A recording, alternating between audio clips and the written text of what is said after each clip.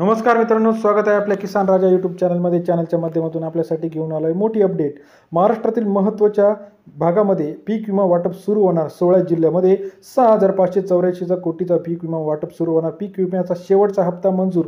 बघा, काल परवा झालेल्या कॅबिनेट बैठकीमध्ये राहिलेल्या सर्व पीक विमा कंपन्यांना पीक विम्याचा हप्ता सरकारने देणं बंधनकारक केलं आहे। यानुसार आता बघा, आपल्या सर्व शेतकऱ्यांच्या खात्यावरती पीक विमा येणार आहे। पीक विम्याचे जे शेतकरी आतुरतेने वाट पाहत होते, खरीप रब्बी हंगाम 2024 मधला पीक विमा आता सरकारने देण्यास जाहीर केलेला आहे। काल परवा जे फळबागा असेल यांचा GR आलेला आहे। राहिलेल्या सर्व पिकांचा GR येत्या काही दिवसामध्ये येणार आहे। 1 रुपया पीक विमा सरकारची एक अतिशय क्रांतिकारी योजना होती, परंतु ती योजना आता थोडीशी बंद झालेली आहे। नवीन जे आहे पर्सेंटेज वाईज पीक विमा आता आलेला आहे।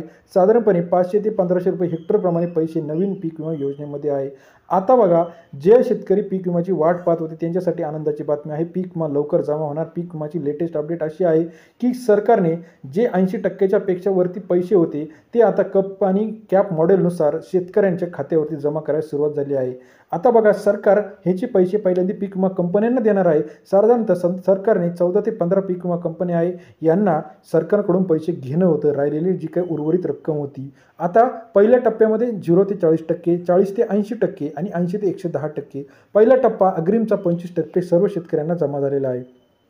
परंतु आता राहिलेला जो टप्पा आहे हा कंपन्यांना सरकार जमा करणार आहे। म्हणजेच याचा अर्थ यील्ड बेस सरकारने जे काही पैसे ठरवून दिलेले आहे प्रत्येक क्रॉपनुसार प्रत्येक शहरामध्ये वेगवेगळा अमाऊंट जी ठरवून दिलेली आहे, जो पीक विमा मंजूर झालेला आहे आता तो सर्व शेतकऱ्यांना खात्यावर जमा होणार आहे।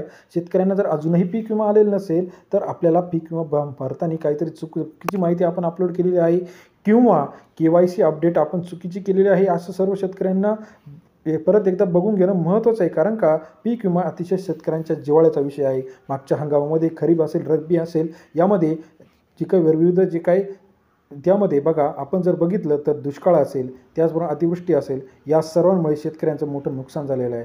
याला सांत्वनपर अनुदान म्हणून पीक विमा योजना आहे। आता बघा, काही ठिकाणी अतिशय नुकसान झाल्यानंतर शेतकऱ्यांना उभं राहण्यासाठी नवीन पीक उभं करण्यासाठी ही रक्कम अतिशय महत्त्वाची आहे। परंतु सरकारने भरपूर दिवसापासून सरकारने टांगून ठेवल्यामुळे ही पैसे लवकरात लवकर जमा झालेले नाही। परंतु आता सरकारने जाहीर केलेलं आहे, कालच्या परवाच्या बैठकीमध्ये GR आलेला आहे। 10 कोटी, 50 कोटी, 100 कोटी असे एकूणतरीत बघा सर्व शेतकऱ्यांना जो निधी आवश्यक आहे तो लवकरात लवकर पुरवला जाणार आहे। आणि नवीन अपडेटसुद्धा जी पीक विमाची पोर्टल आहे ते सुद्धा नवीन ॲक्टिव्ह केलं आहे। त्याचासुद्धा साधारणपणे 500 ते 600 पानांचा GR उपलब्ध झालेला आहे। या GRनुसार आता सर्व ठिकाणी नवीन पीक विमा, परंतु जुन्या पीक विम्याला सरकार लवकरात लवकर फंडिंग करून सर्व शेतकऱ्यांच्या खात्यामध्ये पीक विमा येणार आहे। आपल्याला याविषयीचं मत काय वाटतं? आपल्या परिसरात पीक विमा मंजूर दाखवताच असा मेसेज आलेला आहे का? जर नसेल आला तर लवकरात लवकर आपण तालुका मंडल कृषी अधिकारी यांच्याकडे गाठ घेणं गरजेचं आहे आणि उर्वरित दिवसामध्ये राहिलेल्या सर्व दिवसामध्ये KYC अपडेट करून घेणं गरजेचं आहे। आणि जर मेसेज आलेला नसेल तर आपलं डॉक्युमेंट पेंडिंग आहे का हे बघणं गरजेचं आहे। आपल्याला जर लिस्ट बघायची असेल गावावाईज तालुक्यावाईज तर PMFBY पोर्टलवरती ही लिस्ट उपलब्ध आहे। आणि जर तुम्हाला अजून डिटेलमध्ये माहिती पाहिजे असेल तर सदरच्या CSC सेंटरवरती जाऊन आपण बघायचं आहे, आपल्याला सर्व माहिती उपलब्ध होणार आहे। बघा, आता पीक विम्याची लेटेस्ट अपडेट अशी आहे, येत्या 7 दिवसात सर्व ठिकाणी 100% पीक विमा तालुकावाईज, गावावाईज, जिल्ह्यावाईज वितरित होणार आहे। याच्यामध्ये थोडेसे टप्पे होऊ शकतात, काही जिल्हे लवकर येऊ शकते, काही जिल्हे जिथे जास्त नुकसान आहे ते जिल्हे लवकर होणार आहे, जिथे कमी नुकसान आहे ते जिल्हे नंतर होणार आहे।